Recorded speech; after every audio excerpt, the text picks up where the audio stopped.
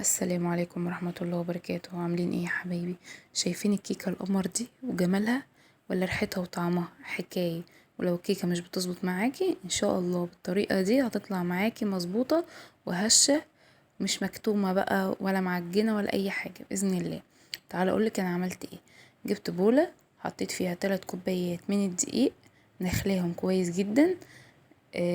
جبت بقى كيس من البيكنج باودر، هنزل بيه على الدقيق، اخلطهم كويس جدا مع بعض.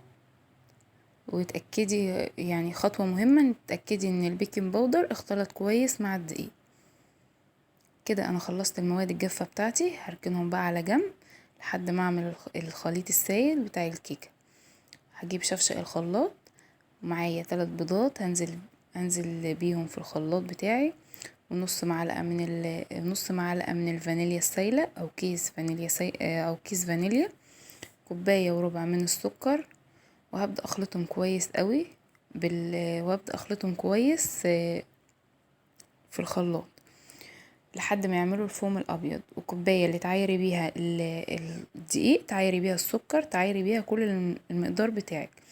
كده كان عامل الفوم بتاعي الابيض اللي انا عايزاه. هنزل بكوبايه من اللبن، كوبايه اللبن انا مدفياها خالص زي رضعة البيبي، هنزل بيها واخلطهم كويس مع بعض.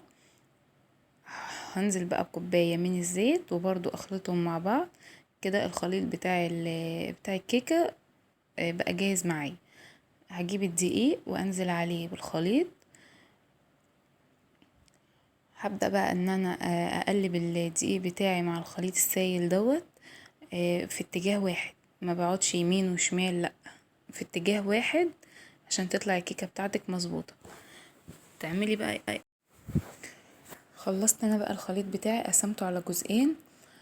جزء هجيب معلقة كبيرة من الكاكاو، هنزل بيه عليه واقلبه. القوام بتاعي اصبح تقيل، انا بقى هخفه بمعلقتين من اللبن واقلبه برضو. انا عايزة القوام يبقى زي القوام التاني بالظبط. هجيب صينية وهدهنها من الزيت، دهنة بسيطة مش كتير.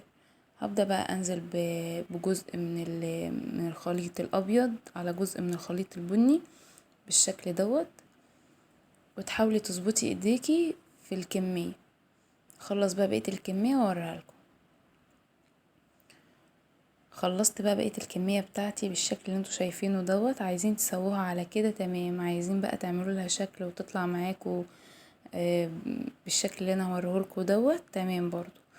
هجيب خلة، او لو ما عندكيش خلة متوفر بحرف السكينة، هتبدأي ان انتي تعملي الشكل اللي انتوا شايفينه ده، وتمشي تعملي زي خطوط كده،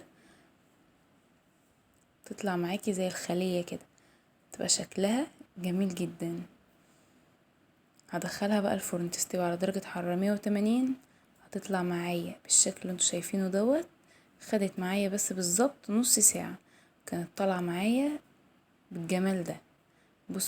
بصوا الحجم بتاعها، بسم الله ما شاء الله، ولا هابطة مني ولا مكتومة ولا اي حاجة، جميلة جدا. جربوها، متنسونيش في اللايك والشير والسبسكرايب للقناة، وتفعلوا زر الجرس عشان يوصل لكم كل جديد. السلام عليكم ورحمة الله وبركاته.